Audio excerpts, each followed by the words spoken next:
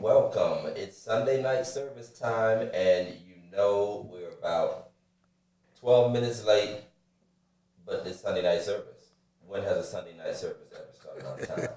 Hey, y'all, tap in. Be sure to like, comment, share. It's another fire edition of Religiously Incorrect Podcast, brought to you by the African American Community Fund that was established in 2020 at the Foundation for Appalachian Ohio. They serve 32 counties, and you can find out how they work to address the quality of life and disparities in African American communities at www.appalachianohio.org/AACF.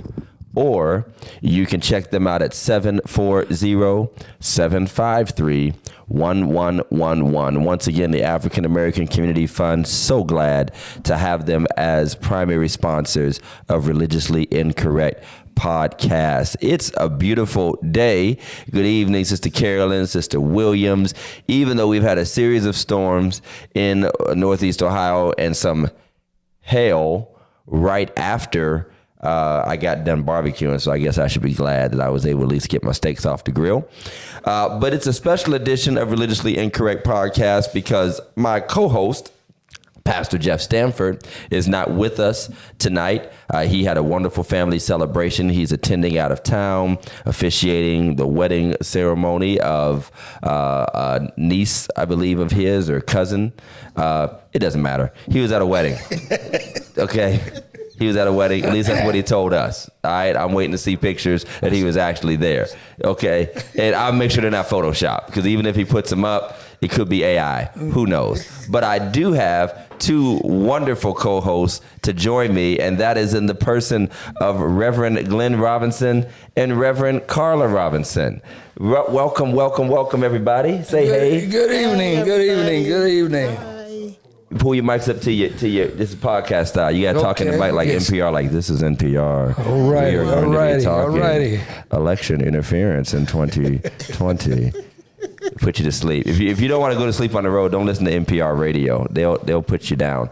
But Pastor Glenn and Pastor Carla are here with us to talk about a very special subject. But right now, they just get to be my co-hosts, and they are literally at my mercy. They have no idea what I'm going to talk about. So did OJ do it or didn't he? We can go with that now. Listen, so the news of the week is that Orenthal James Simpson has passed away. He's had a battle with cancer. Mm-hmm. I believe he was about 76 years old. 76 years old. And it just reignited the conversation, at least for a day or so, about the infamous case, the chase, the acquittal, the actions afterward, and everything that has been going on. And, I actually, because like everything, whenever something happens, it pops back in the news. When I turned on Netflix, they had the documentary number one, of course, to get more views and make more money about OJ. I think it was called Made in America. So I was just skimming through it a little bit. And it took me back to when I was about 12, 13, when this was happening. And I was a CNN kid. I was at my grandparents' house a lot. They had CNN on on rotation. Like it was like CNN, Golden Girls, Price is Right, Stories, and more CNN.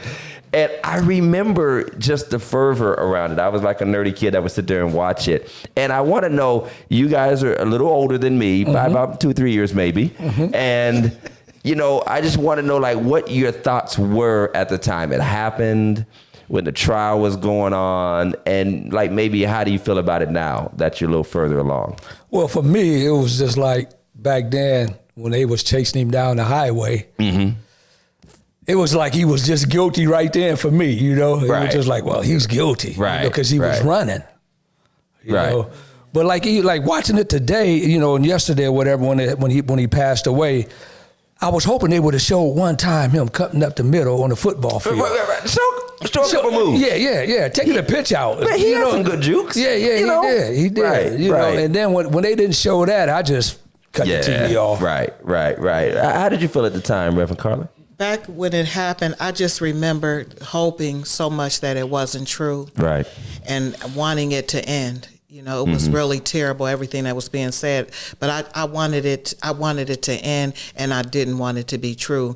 And then hearing about his death and them bringing that all back up, that just kind of disturbed me a little bit, you know, because I felt like, you know, he's still an individual and he was important to somebody. Yeah. And they just focused on that, you know.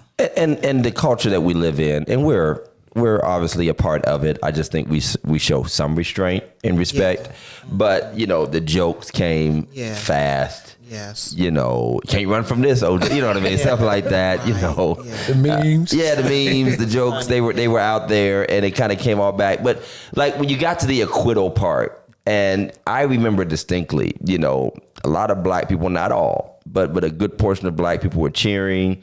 Obviously, white people were just, how dare, you know, this happen and that kind of thing. How did you feel about the fact that he, for all intents and purposes, got off?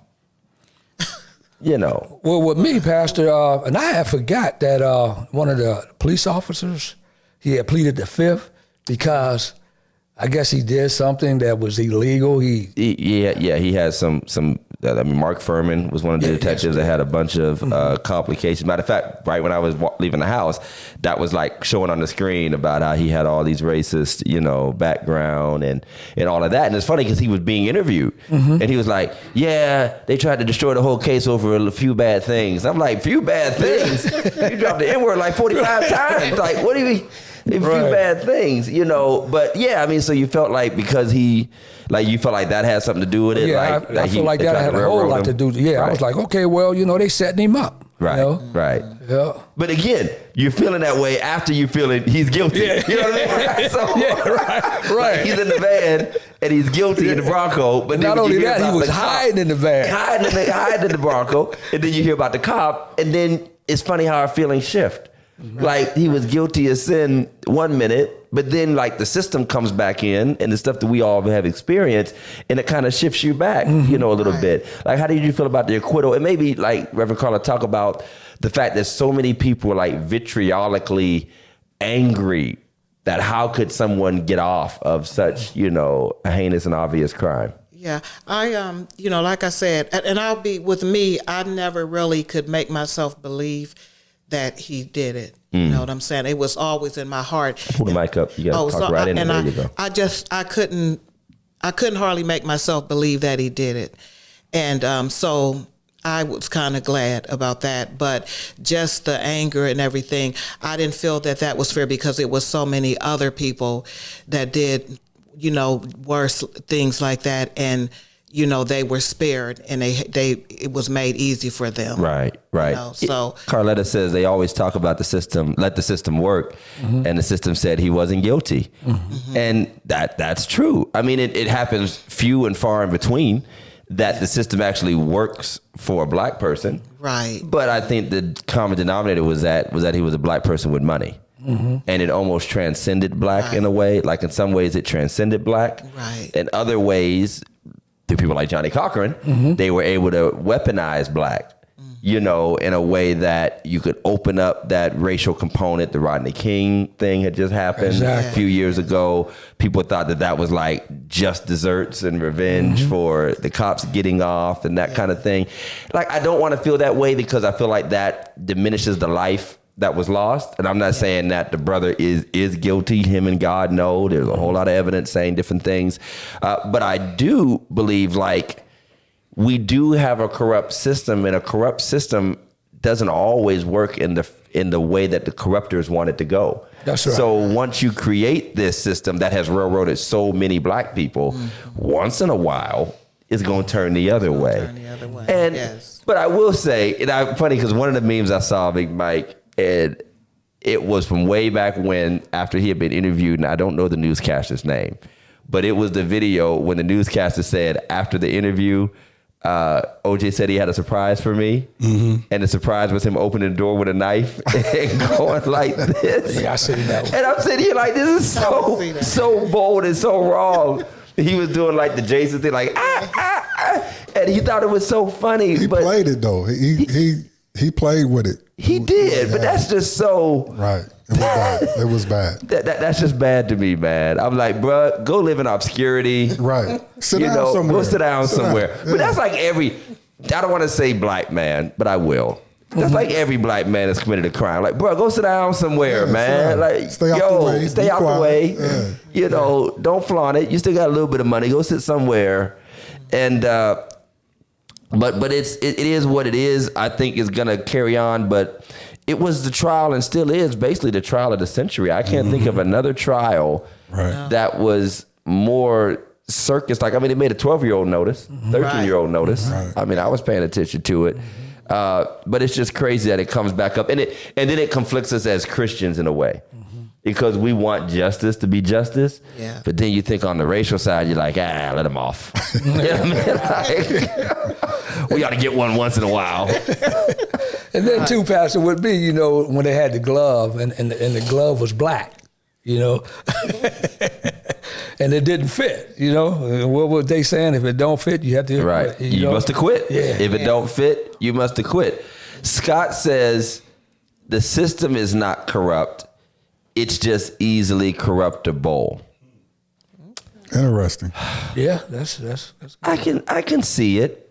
Now, from my perspective, the system and the corruption of the system are synonymous because we've never known a system that was ever truly fair for us as African Americans. I mean, you have to understand that. That's right. From our perspective, there's never really been an uncorrupt system or skewed, biased system. That's right. At the very least.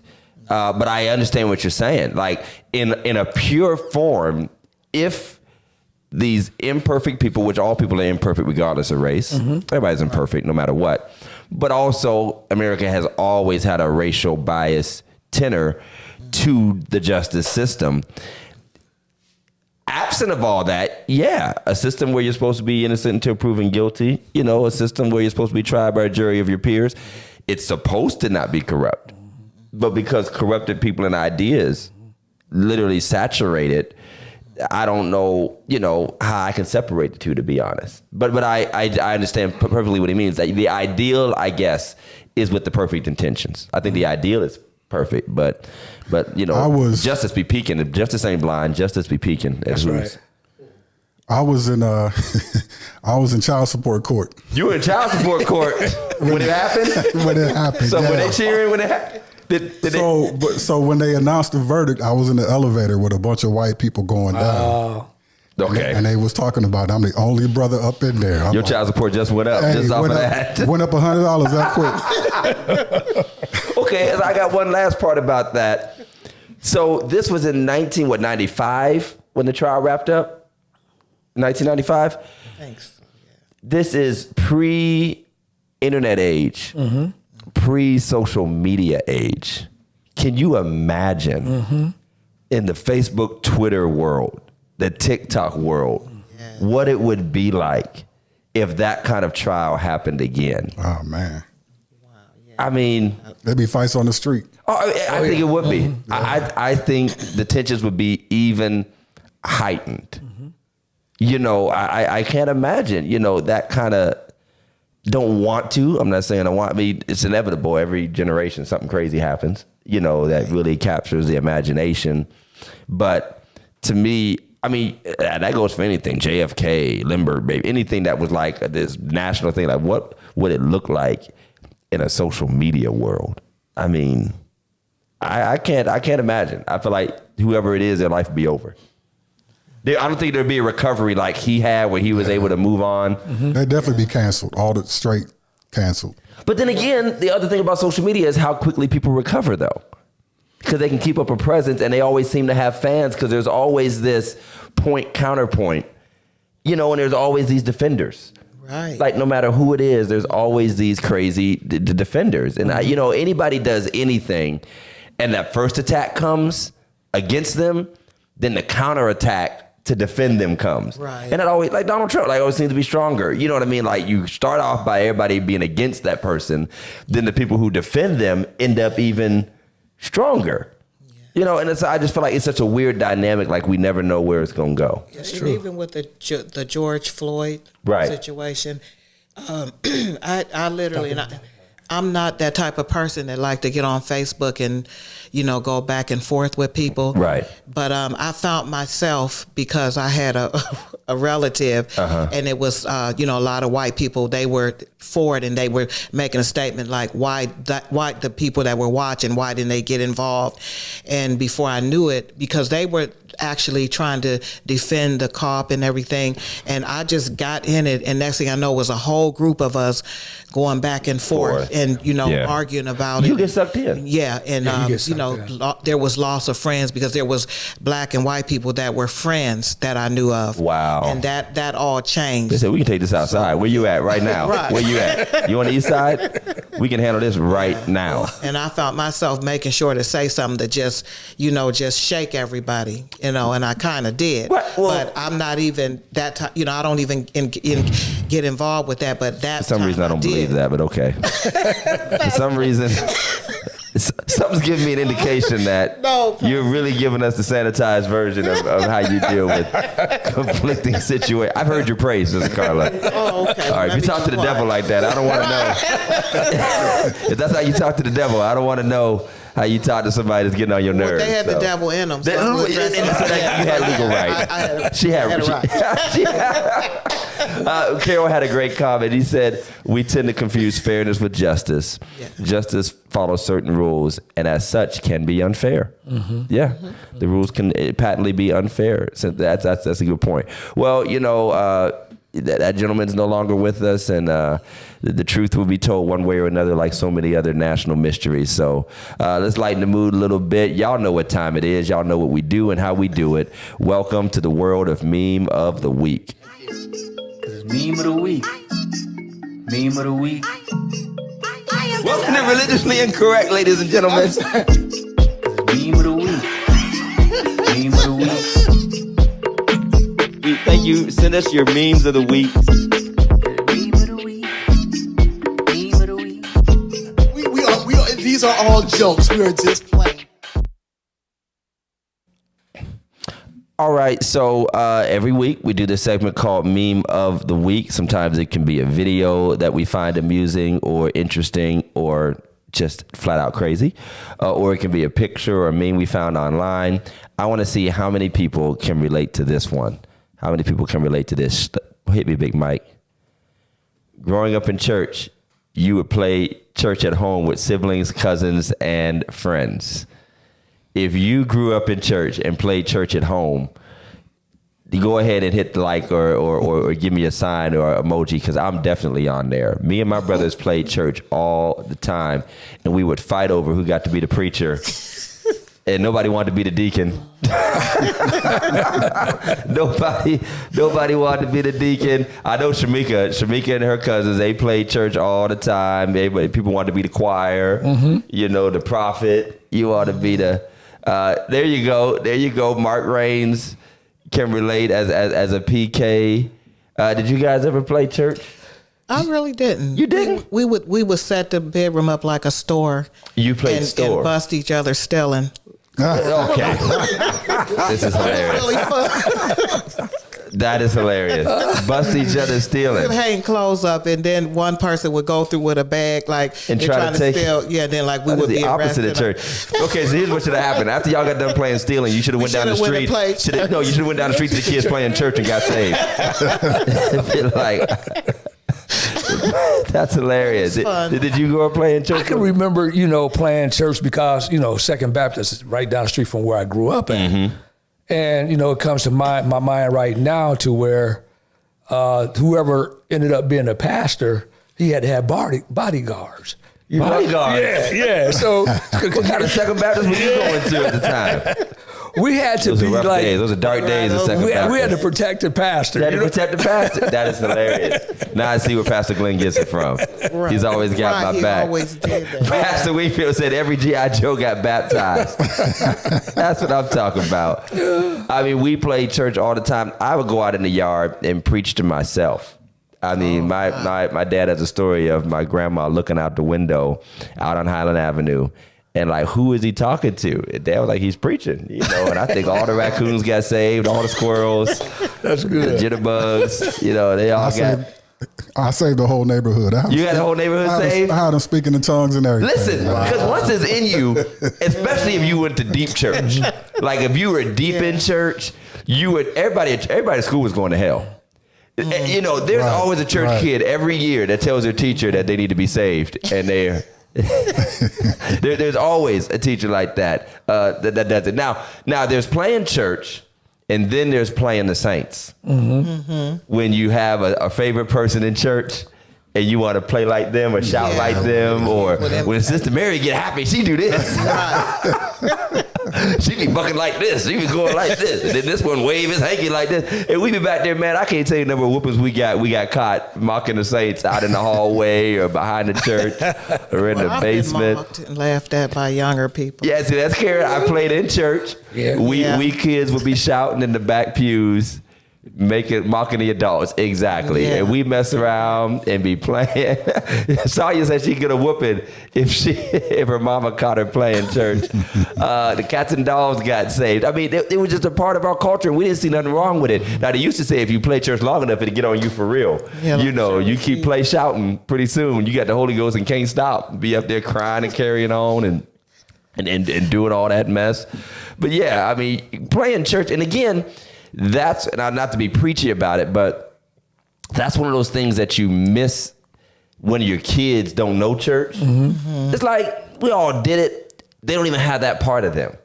I was walking down the street last summer, and I saw two girls. They probably were about 13, 14.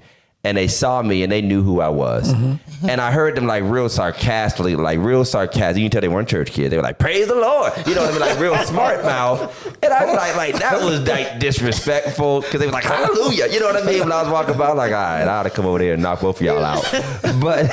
But I almost missed that's like become just a joke. Mm-hmm. Because when we were growing up in church, we joked but had respect for the people we were joking about. Right. Now, if Reverend walked by, you still revered the people. Yeah, we had. And it was all in good fun. I mean, as much as kids are. But the new generation, they're just now. Right. Man, listen, I got in the car. If my kids did me, I said, that's it. I quit. I said, what do y'all talk about? And Ethan was like, ain't he all right? And I said, okay. Yeah, my nieces, they would imitate Glenn. They would imitate Glenn? Yeah. I need to sound just like him. We need to see videos. We need to see video evidence.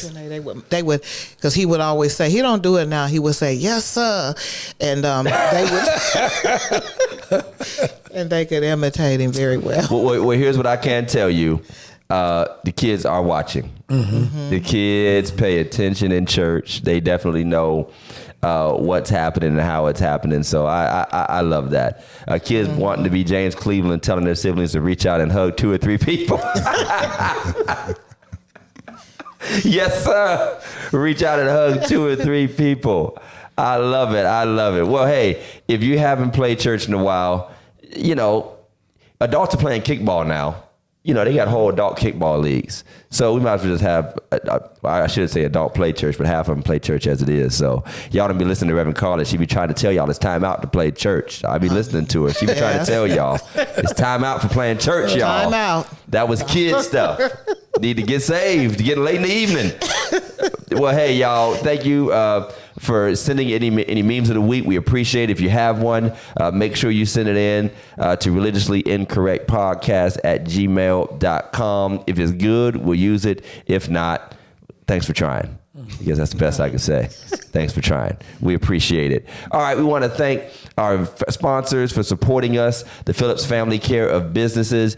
It might stop raining one of these days, and when it does, call Phillips Care Lawn Services. They will get you right, get you on a plan, have your lawn looking beautiful. Call my man Fernando at 330-219-7916. If it has to do with the outdoors, they can handle it and make sure that they do it for a fair price. And while you're at it, there's spring cleaning coming up. Might as well clean those garages, those basements, those houses out. Phillips Care Cleaning Service, residential and commercial. Floor cleaning, basic cleaning, deep cleaning, carpet cleaning. Don't waste your time. Let them do it. Call 330-219-7916 or look up Phillips Care LLC on Facebook. They will not give you a discount if you mention our name, but you should do it anyway. Just let them know that you watched us and heard their name. We also want to thank Action, the Alliance for Congregational Transformation, influencing our neighborhoods. www.actionoh.com is the website. Action is doing work in several sectors, including food insecurity, voting rights, housing, and mobilizing congregations and organizations to make big change in the Mahoning Valley. We're getting ready, or we're already in the midst of, I should say, integrated voter engagement, which just means we are getting out the vote for the 2024 election. So check out Action on Facebook or stop by our next board meeting if you'd like to know more about us. Thank you so much for being our sponsors. Well, today's show has a title, at least our main subject matter. And we talked about this subject about 3 years ago, maybe 3.5 years ago. And we wanted to bring it back around because, you know, we've been in our pastoral journeys, Pastor Jeff and I, and even though he's not with us, supposedly at a family celebration, but probably in Vegas. We talked about what I'd like to call, with no disrespect, but in all reverence, the other guys.